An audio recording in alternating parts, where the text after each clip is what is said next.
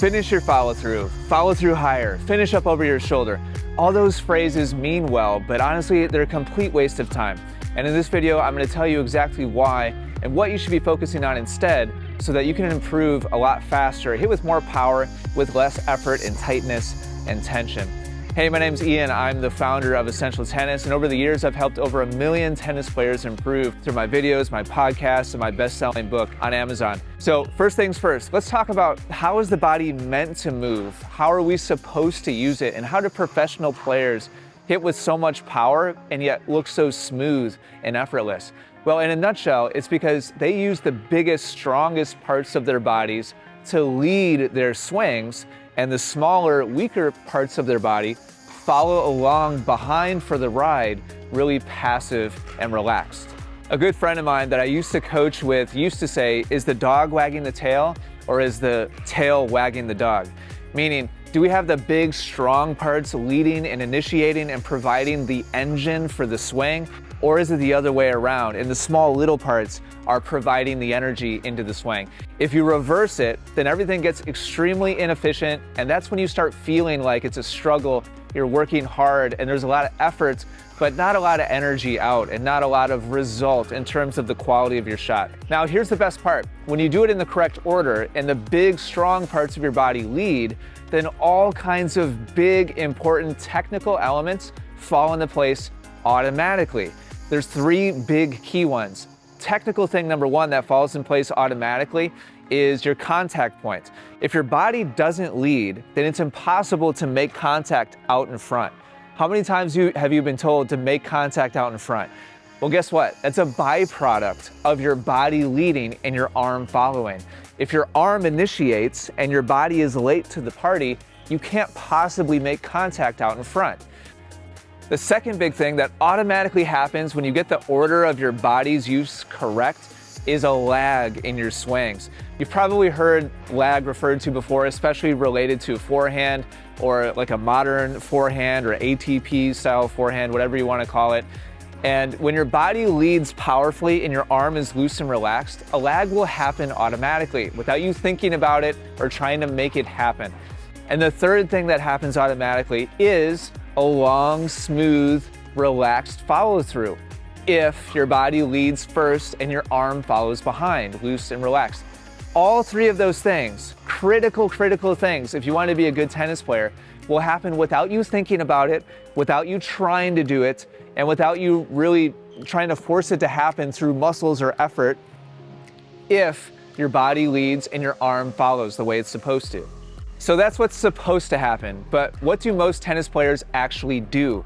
They totally reverse it, and the tail wags the dog. They might prepare their body in a position to where they could unwind and there's stored energy that they could use at their disposal, but they either don't turn their body forwards at all, or they do turn it and it's too late. And so if the ball is there and it's ready to be hit, but your body hasn't turned yet, then what has to do the work of hitting the ball? It's got to be your arm. There's nothing else left. Your arm is connected to the racket, and if your brain knows, well, I got to hit the ball, it's here, it's ready to be hit, and your body hasn't done anything yet, then the arm is forced to take over and actually do the work. And here's the thing, when the arm is forced to do the work, what happens to the arm? All those small muscles contract in an effort to produce power and produce spin. And when they contract, they get rigid and they get tight and they get tense. And when your arm is rigid and tight and tense, then what happens to your follow through?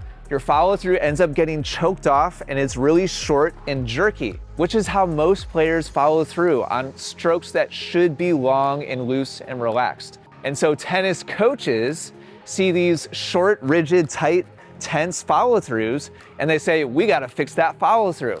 And so what they're doing is they're focusing on the symptom, not knowing it. They don't understand that there's an underlying cause that's forcing that follow through to have to be that way. So I see all kinds of tennis players that will hit a tennis ball really tight and rigid with their arm and then just kind of bolt on this follow through motion after the fact because they've been yelled at thousands of times to finish over their shoulder or to finish their follow through or to finish through higher or to point the butt cap towards their target or whatever. But it ignores the core underlying element, that their body didn't lead the swing, and so their arm is forced to be tight and tense and rigid, and that's why their follow-through is actually so poor.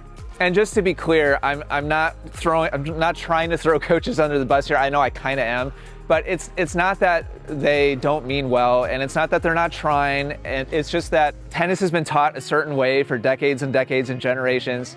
And so that just kind of trickles down naturally from coach to coach to coach. And also there's a severe lack of use of video in tennis teaching.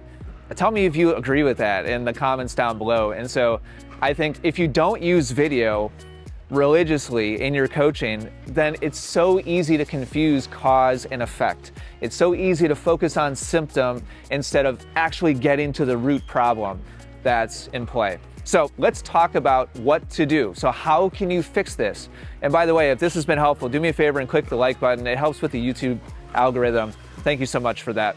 So in my experience working with students, I like to take them through a sequence of drills. The first one is to break your forehand into 3 different segments or chunks. Chunk number 1 is to practice just going from ready position to your preparation position or your coil position. So that's segment 1. Break it into pieces. Piece 2, once you've hit your coil position and you're sure you're in a good solid turn and you've stored a lot of energy, go ahead and drop your racket and then turn your body forwards without bringing your arm forward yet. And so what we're doing is creating a little bit of a stretch in your arm, your shoulder, maybe you'll feel it in your chest. Now, this isn't the way you should actually look in real life, but in my experience coaching, getting players to exaggerate something, especially when, let's say that student normally just stays sideways and totally uses their arm, it's really helpful to move them way over to the other end of the spectrum and feel that different thing first.